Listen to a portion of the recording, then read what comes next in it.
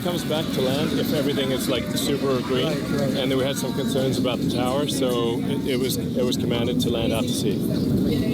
Amazing. Yeah. What's the G-forces going up if you were to go to manned? Is it too much for a person to handle? No, it's fine. It's okay. Yeah, like 5 Gs. Okay, that's fine. It's fine. Yeah. The boost back burn is doing 20 Gs, so you wouldn't want to be on that. You wouldn't want to do the flip, yeah. No. What did you say the top speed was? Well, this flight will do about 17,000 miles an hour, but if we're going to Mars, you'd go much faster than that, so maybe 35,000. Depends on how fast you want to go to Mars, but maybe 35,000. Did you ever play Fortnite? No.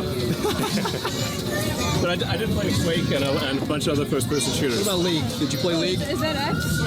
League, if I start playing League, it will damage the space program. Yeah, that's the first, right? Yeah, it's cool. It's awesome.